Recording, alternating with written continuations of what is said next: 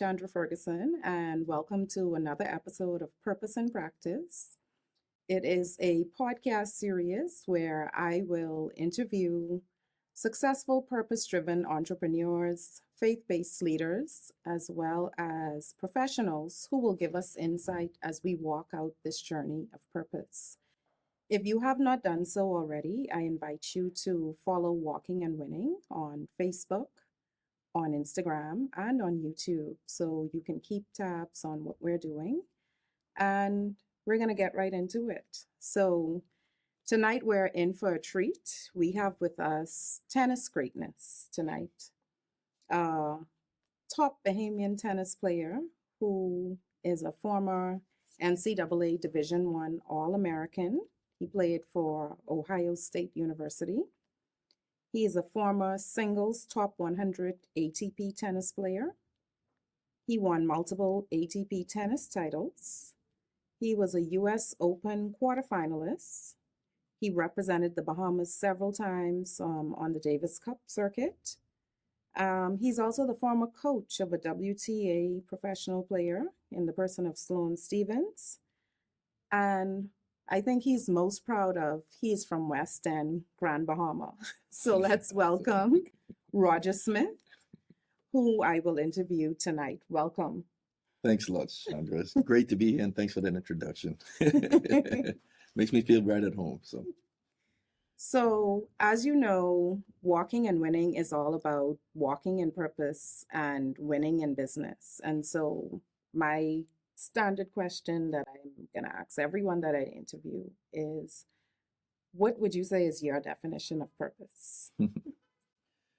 Well, the actual definition of purpose is the reason why you do anything, right? The reason why you create something, or even the reason why you exist.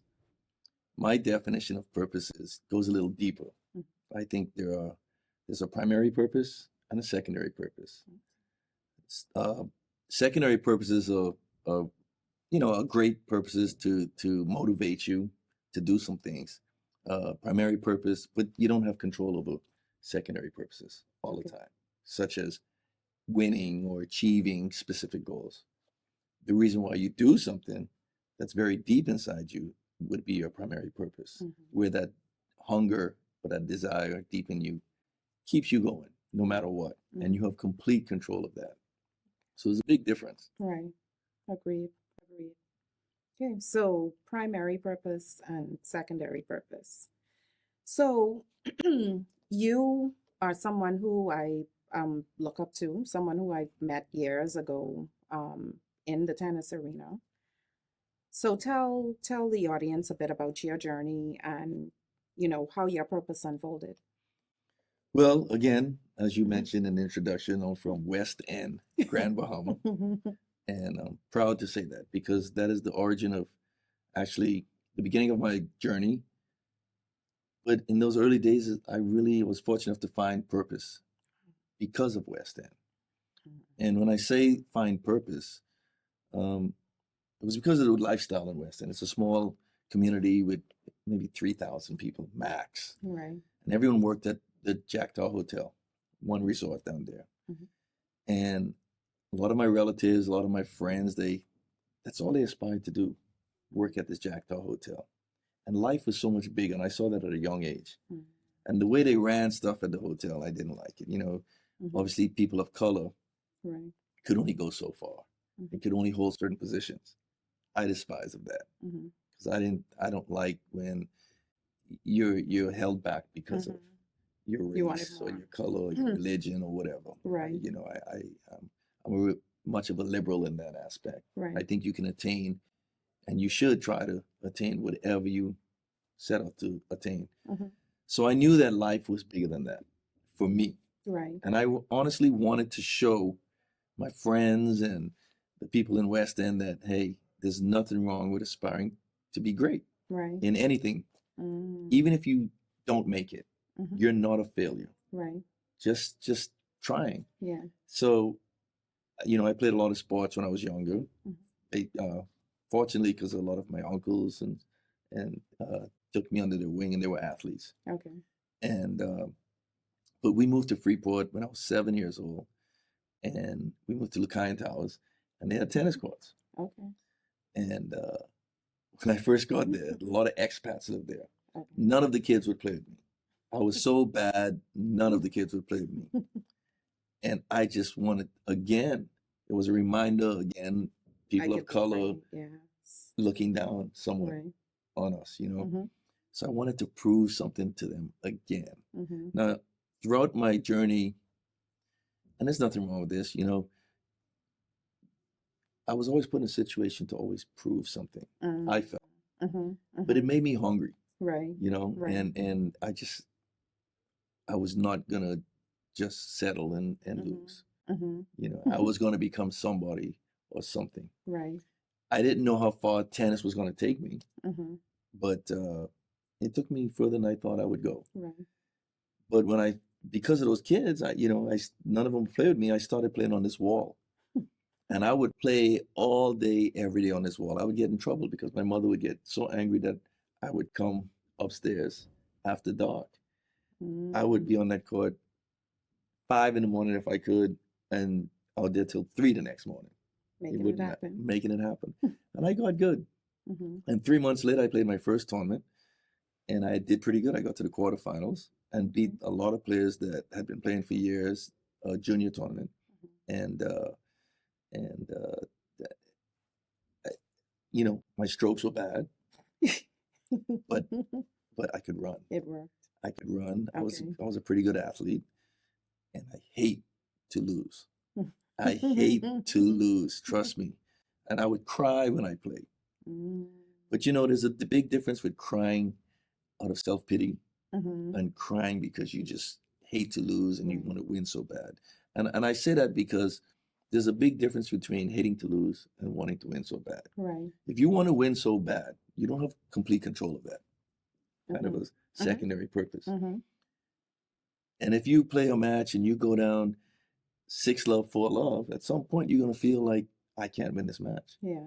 And those kind of players that love to win, and in a situation like that, they quit. Mm-hmm. Or they just start tanking, Yeah. you know. Right. But if you hate to lose, I don't Mhm. care what the score is, you will fight till the very Till the end. end. Yeah. And I found myself in that situation. And I think that's where I stood out more than a lot of the youngsters that I grew up with, not just in the Bahamas, but even in the U.S. Mm-hmm. And then to this day, Right. I still have that. So you won. You made it to the quarterfinals of that tournament. Made it there, and I lost to an 18-year-old. And Oh. mind you, I was 10. Wow. Well, put it this way, I first started on that wall at 10, Mm-hmm. right before I turned 11. Mm-hmm. And the tournament was 3 months later, so I just turned 11. And it was an 18 and under junior tournament. Mm-hmm. And I played this 17-year-old, 18-year-old guy, expat, Right. strong, bearded guy. And we played a 3.5-hour match, and I lost 6-4 in the third. Oh wow. And he was one of the top juniors, maybe top 2, At 11. you know. And after that, all the kids wanted to play with me. However, a lot of adults saw me play in that tournament, and they invited me to play at another club, Okay. a hotel, Right. the Princess Tower Hotel. So I said, you know, forget you kids, man. You never wanted me in the beginning. You're not gonna get me now. I'm going to higher Yeah. heights. So I just went and played with those men Okay. and got stronger and better. And they took no pity on me, by the way.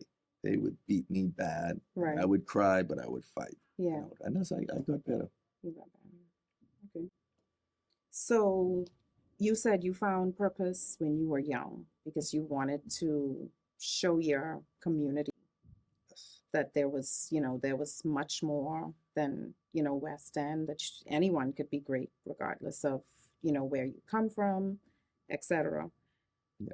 How would you say that just that hunger to show people that they can be great, what sort of role has that played in your life and in your business? Yeah, well, so there again, that was that's where I first found out, and not at the time, as I look back, Mm-hmm. that it was much of a primary purpose, Mm. where I had complete control of how hungry I was going to be, how hard I was going to work, never quitting. You have Mhm. complete control over stuff like that. Right. You know, if I wanted to just play to win, Mm-hmm. that which is a secondary purpose, you don't have control of that. No. You know, you could run into a lot of great tennis players that are just better Yeah. at the time. You know, Mm-hmm. um, but trying to show my community that you can aspire to be something great, I had complete control of that, and I still, you know, even with your character, you Yeah. know, and actually at the end of any interview that I do, that I did while I was on tour, even on college, Mm-hmm. I always mention the Bahamas, and I always mention West End. Western. Yeah. Never forgot West End. Right. So West End to me was even greater than the Bahamas at the Mm. time, Mm-hmm. Mm-hmm. because that's what fueled me. West Right. End, my experiences there just fueled me. Yeah. Yeah. And that's, I mean, that's when you think about it, for a lot of people, your childhood, those formative years are really, they then, I guess, translate into who you become as an adult. And whether that's a child whose, you know, confidence is suppressed and beaten down, they become, you know, adults probably with low self-esteem and other issues. So, Absolutely. And I was fortunate enough to have some strong figures in my family. mm-hmm, And they mm-hmm, would always instill in me and and others, hey, you can be and do anything yeah, you want. yeah, And don't let anyone ever hold you down or hold you back. And have no remorse about it. yeah. You know, have no remorse about it. Awesome. So, in you're now professional player turned coach. How would you say that that faith and that purpose has played a role in your coaching philosophy? Well, I'll tell you, you know, that faith and purpose plays a role in your life in Mm-hmm, general. It's not even just in tennis, it's everything in life. mm-hmm, You know, even when you deal with family, you know, whether it's your children, whether it's your parents, whether it's your friends, in whatever you do, that purpose has got to be strong. And it boils down to character too, right? Your purpose actually builds your character, and you know how far character oh can yeah, take you. oh yeah, You know, I've had some of my best help from just because of character, mm-hmm, you know, and because of my purpose. You know, yeah, I walked a straight line. I try to walk a straight line. mm-hmm, No one's perfect, no, but a lot of people saw early what I wanted to do, and nothing. They call me stubborn, but I was just nothing was going to stop me. right, Nothing was going to stop me. I'm sorry, I'm stubborn, but yeah, nothing was going to stop me. chasing And by the purpose, grace of God too, you know what I mean. obviously, I always had yeah, a strong religious background. You mm-hmm, know, when I was younger, you know, I was growing up by my grandparents most of the time, right, and man, I would go to early mass 7 in the morning. Then I go to church starting at mm-hmm, 10 or 11. mm-hmm, Then I had Sunday school, mm. 3 o'clock, and then I had night church, and Wow. I was an altar boy. Mm, So yeah, it you was know, ingrained. it was ingrained. It was ingrained. Awesome. So now let's, you know, like you said, no one is perfect, life isn't perfect. So if we talk about some of the challenges, what would you say has been your biggest challenge, first as a professional athlete and also as a coach? I'll tell you, there are many challenges. You know, nothing is just hunky dory in life, Right. and along the way there are many challenges. And I don't. I need to write a book about it. I am going to write a book about it, uh, but again, you know, your purpose takes you there through it, gets you through it. Um, your character gets you through it. Mm-hmm. Um, I mean, I went to military high school. Mm-hmm. You know, things just kept happening where it would keep me grounded Okay. throughout. I went to military high school for 4 years, Okay. and that's not easy. No. And where I only practiced tennis 45 minutes a day, maybe Wow. at times. Wow. So I did that for 4 years. But in Mm-hmm. the summer, I would play all summer. Mm-hmm. You know, where I'd represent the Bahamas in the Caribbean Championships and so Mm-hmm. forth. Um, uh, but, you know, that was a challenge. How I got through that, I don't know. How I got from West End I mean, just being at the right place at the right time. I was discovered by Jimmy the Greek Mm-hmm. doing the Superstars, and he took me to get my first formal coaching in Florida. You know, and many of you, I don't know if you know Jimmy the Greek. He was a big Vegas guy that did all the odds for football and all sports, and yeah, and at no cost, he paid for everything. Wow. I stuck with that coach through juniors. Mm-hmm. Um, you know, when I would in between schools, I would go down there to get Right. coaching and stuff. And it's because of him and his son-in-law, who was assistant coach, that I got the Ohio State University. By the way, don't forget the "the" now. We just patented that. Sorry. Sorry. uh, and again, you know, money was always, finance is always a struggle. You know that. I Mhm. mean, I was not born with a silver spoon. Right. So Talk about that. The particularly on professional too, because that's, you know, that's a bone of contention that, and if you're outside really the top 100, you're not really making enough to. yeah, and it depends on how you get there too. You know what I mean? Because some guys get there just by doing great in the bigger tournaments. Mm-hmm. And some get there just by doing great in the smaller tournaments. And if you go that route with the smaller tournaments, you're not making much money, Okay. of course. But you can get there if you're winning some challenges and so forth. You can get 100. You're not going to get top 50 Right. winning those. But and then you could, the one great thing about the professional tour is you have a chance to qualify once your ranking's a certain uh, level Mm-hmm. to qualify every week for the bigger tournaments, which is how I did it. Okay. You know, I got my ranking to a certain place and I was able to get in the big events, the qualifications, Mm-hmm. and I was able to qualify quite a bit. Okay. And that's how I broke top 100 by, you know, one such tournament was beating Yvonne Lendl, who's number one in the world, Right. Stratton Mountain, which was like probably a $500,000 tournament today, Right. equivalent to that. Mm-hmm. But it was a Volvo event. Okay. And again, qualifying in my very first US Open, Mm. and winning a round. Mm-hmm. That was huge for me. Mm-hmm. Now the money is I was about to say, was the money huge? the money back then is not like it is No. today. Okay. I mean, nowadays, well, when I played, first round losers at the US Open at Slams got $4,500. Back then it was a lot of money. Right. I remember getting to the third round there and losing to Pete Sampras there, and I got like $26,000. That was a big deal. Yeah. Yeah. Today, first round losers at the US Open, they get $100,000 just to lose first round. Yeah.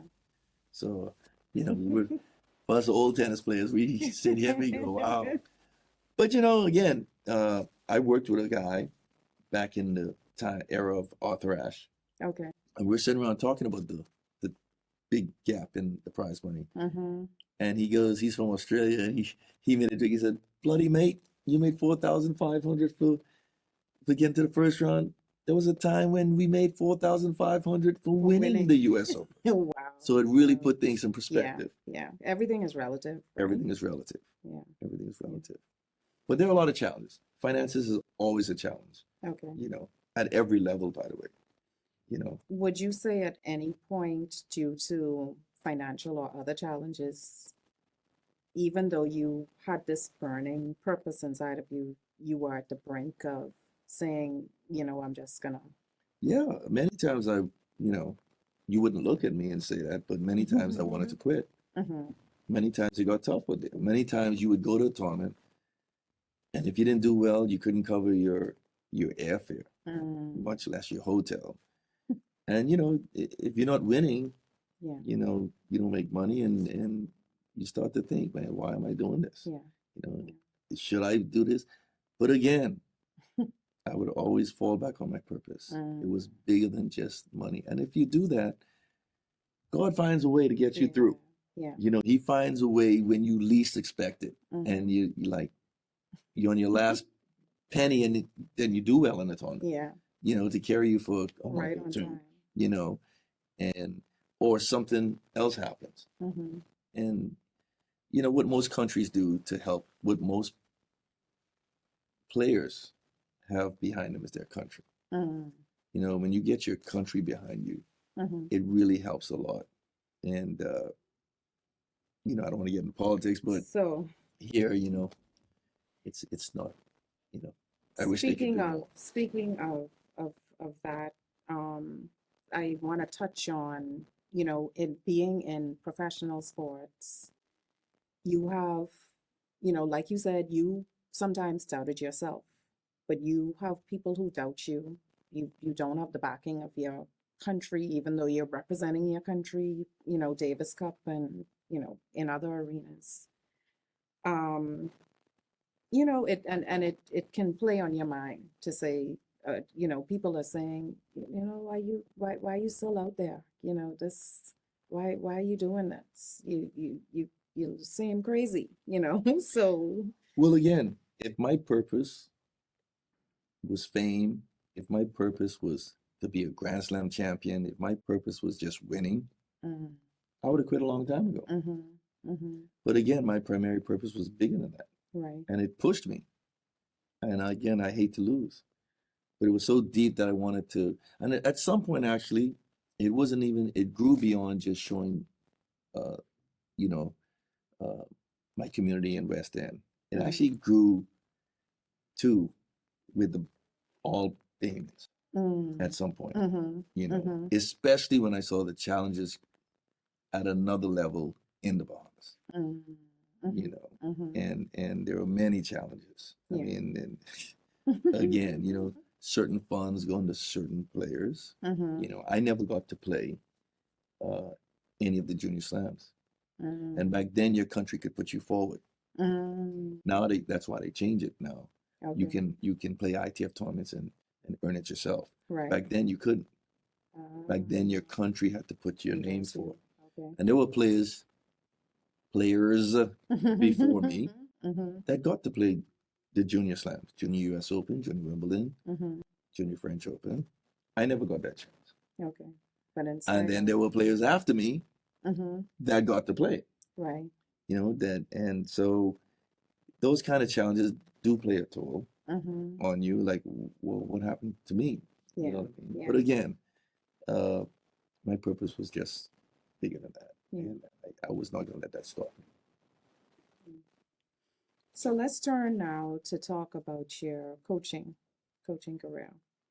And I know you have a unique method that you use to identify, you know, your players' strengths and their weaknesses. Could you talk about Absolutely. that? Well, let's go further. When I was playing, I'll never forget a conversation I had with I don't know if you remember Zena Garrison and Lloyd McNeil. Zena Garrison got to the finals of Wimbledon, and Lloyd McNeil was top 10. And their coach that grew them up, Mm-hmm. John Wilkerson, Mm-hmm. great guy to this day. And we had a big talk, a long, deep talk at French Open one year. And I was in my latter years. So he asked me if I was going to go into coaching. I said, no way. No way I'm going into coaching. That's not for me. I'm going to open up a business. I'm going to sit behind a desk and make, you know, do what I have to do. And he said, no, you have to be a coach. Mm-hmm. And I said, no, I don't have to be a coach. I don't owe anybody nothing. I don't have to be a coach. He's like, no, you have to be a coach. And we had this long talk, fighting back and forth on why I had to be a coach. And I'm like, no, I don't have to be a coach. We had this long talk. Right. And sure enough, I did go into coaching. Mm-hmm. And sure enough, he contacted me and reminded me, I told you. And I was like, John, you put mouth on me, man, you Right. know. Right. But I don't regret it.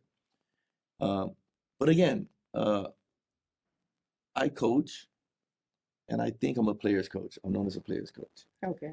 because I actually sympathize with players, especially that have struggled like me, Okay. and coming up with not as much resources, Mm. you know. And so I think that in itself is actually a plus Yeah. for me, you know. I went into coaching, and I actually started here. When the National Tennis Center was right, Right. and I came back here and right out of retirement, Mm-hmm. right out of retirement, and we had a good program, and it Mm-hmm. was going great with the kids. Right. Of course, we ran into some issues, and And you know, when I came to coach here, it was being said that, oh, I had to come back and so forth. And no, I did not have to come back. I had opportunities abroad. I could have stayed abroad, but I wanted to give back to the Bahamas. Yeah. You know, and I came and I spent 2 years, and I did that. Actually, I spent 3 years, actually, Mm-hmm. 2 at the NTC and then at the Nassau Beach Hotel. Right. And eventually another opportunity came up, Right. which was to move to the U.S. and be a United States national tennis coach, Right. which I was torn with, Hmm. you know, Mm-hmm. because I knew what I was going to get with the USTA, Yeah. and I knew what I was trying to build here. Mm-hmm. And there's a big gap between growing up in countries like the Bahamas and in our system versus the United States and Canada and even Mexico and Europe and so forth. You Yeah. know, it's a big gap in development with with the resources that the associations over there have. Mm-hmm. So when I was going to the USTA, I just knew, well, you can't fail really Mm-hmm. Mm-hmm. as a coach. Mm-hmm. They don't let you fail as a coach. Right.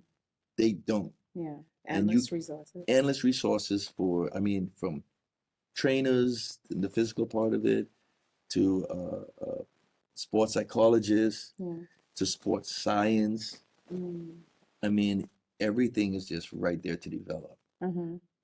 And even given that, it was a tough decision for me for what we have in place, which was nothing, Yeah. absolutely zero. I hate to say it, Mm-hmm. compared to countries like that, Right. which is honestly, there's no shock why we don't really have anyone on tour Mm-hmm. right now at that level. Right. You know, there was a Mark Knowles, but you know, I went off at an early age, you know, to high school and Yeah. stayed over there. Mark went at 9 years old at Bollettieri's and stayed over there. You know, we all went to college route. I went to the Ohio State and he went to UCLA. And so we got through Mm-hmm. Mm-hmm. two, Yeah. and we should have many more in my mind. Yeah. We definitely have the talent, but The like you resources say, just are not the there. resources Yeah. are And not that's there. what really, really is needed here. Yeah. Yeah. You A know, bridge, definitely. yeah, Yeah. yeah. So, um, So in we were talking, talking about our method. Sorry. yes, your coaching method. So again, um, based on my experience, and I knew how the struggles I went through, even as a pro player, to help anybody that I coach with, you know, and I was taught this. I didn't invent this. The game is so mental at a certain level. It's 80% mental, Mm-hmm. 20% physical. Mm-hmm. When I say 80% mental, it is 80% mental because everyone can hit the ball at that level. What gets someone through? And this is what I try to preach to any tennis player that I come in contact with right now. And so, in getting with the head, I'm not a psychologist, Mm-hmm. but at times coaches are psychologists. I have a method where I use brain typing. Mm-hmm. And so, based on it's not simple, but a 20 questionnaire, Right. I can come up with your brain type and there's only 16 brain types, by the way, in 2 minutes. Right. And they have it so laid out that once I have your brain type, I can tell you what kind of player you should be, Mm. what stimulates a player, what Mm-hmm. to stay away from, how to communicate with that player, um, and even other sports.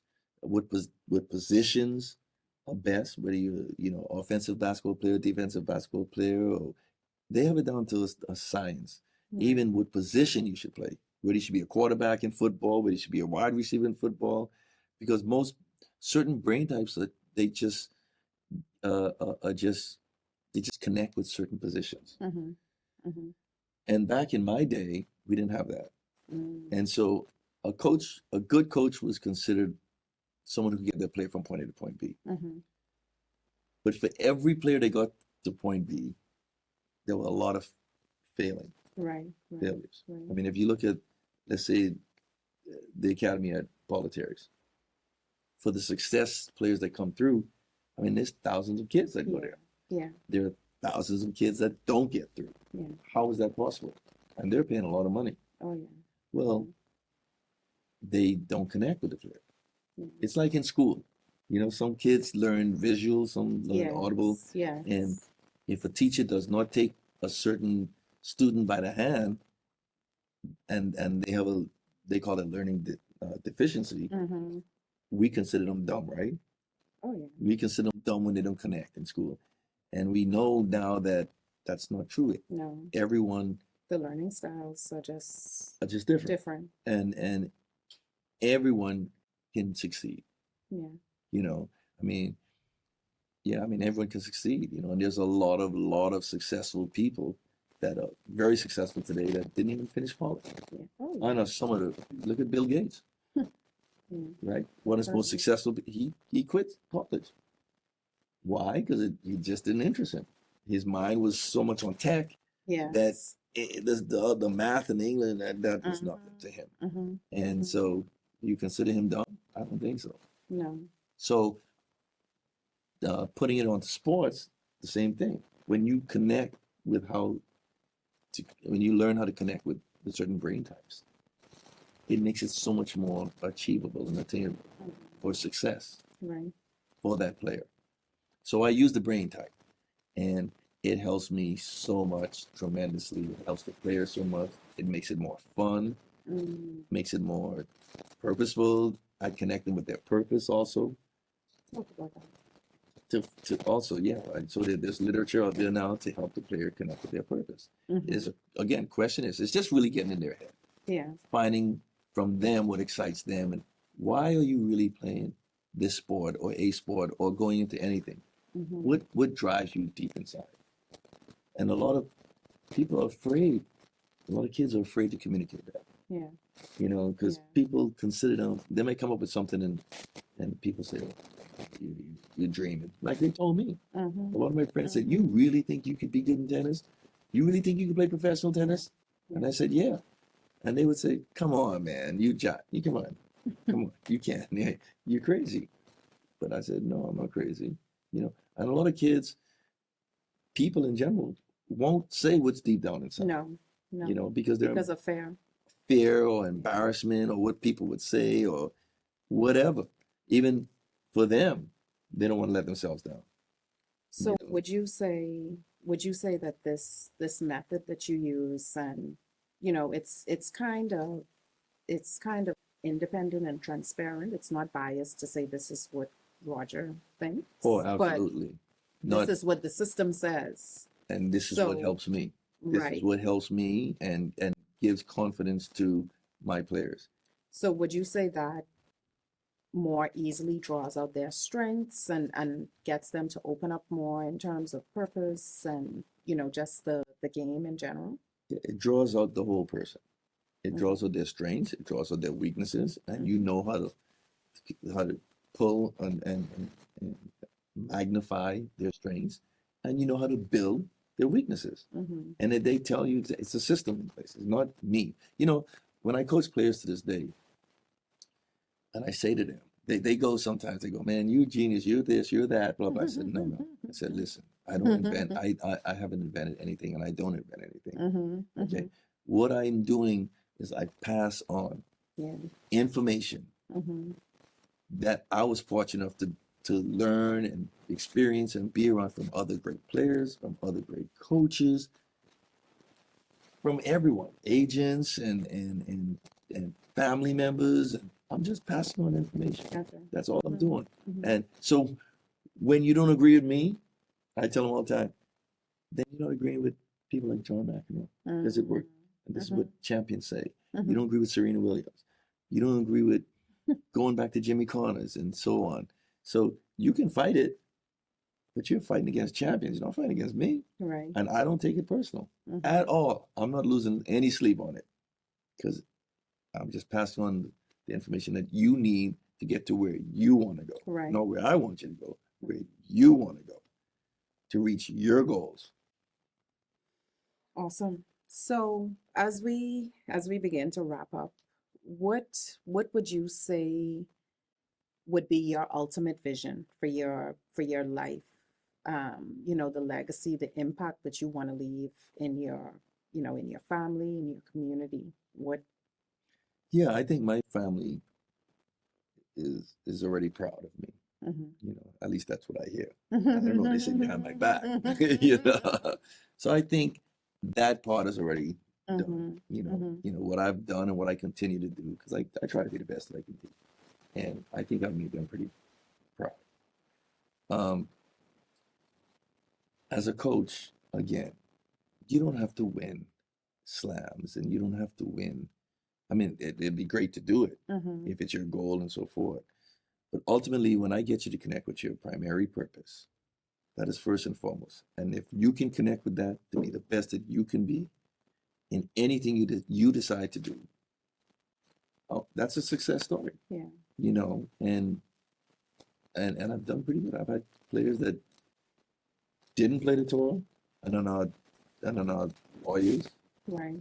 and big finances and Mhm. going to med schools. Right. I've had players that did have success on the tour and still have success on the tour Mhm. that are still living their dream. And I've had players that didn't reach Grand Slam champions, but now great coaches and passed on their wisdom to others. So it multiplies, you know what I mean? Yes. So Yes. and Yeah. so that's a success. To me, that's what success is. So I guess realizing your purpose and helping to connect others with with their purpose through tennis. Absolutely. Awesome. And others. And that's why I consider myself also a life coach. And Yeah. I have a consulting business now that I've ventured into. So Mhm. I help players, parents, and coaches get on the same page for the Right. benefit of that player. Right. And that's all a part of it. Yes. Awesome. So what are your next steps in your purpose-driven journey? Um, well, I'm going to write a book. Obviously, Awesome. I'm in the process of writing a book. Mm. Uh, I'm in the process of it's actually why I'm here too, you know, Mm. this trip, and why I just spent some time in Grand Bahama, uh, just videoing because we're going to do a documentary. A Okay. documentary is going to be made of my journey, Right. my purpose-driven journey, and hopefully it's unique enough to inspire anyone that they can inspire to be aspire to be anything that they want to be without shame, and there's nothing wrong with that. So, would you have any final words of advice or anything that you would want to share with up and coming Bahamian tennis players, just, you know, Yeah, business owners on this purpose-driven journey, anything? absolutely. Look, whatever you decide to do is just going to be your vehicle for your Mm. dream. Mhm. Whether you're an athlete of track and field, tennis, whatever, whether you're a business person, that's just your vehicle to attain what you want to do, Mm. for to satisfy your purpose. Right. And in doing that, just push for the stars. Nothing can stop you. Nothing should stop you. You know, and as you do that, it's not about attaining stuff that you don't have complete control of. You need to really, really keep it where you have control of it.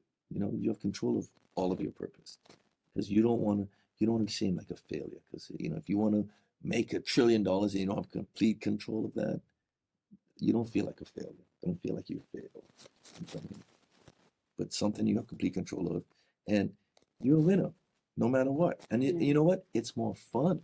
And when something is more fun, Yeah. you keep doing it. Exactly. I don't know too many people that really don't have fun and just keep doing it. Yeah. You know what I mean? You have fun, you keep doing it.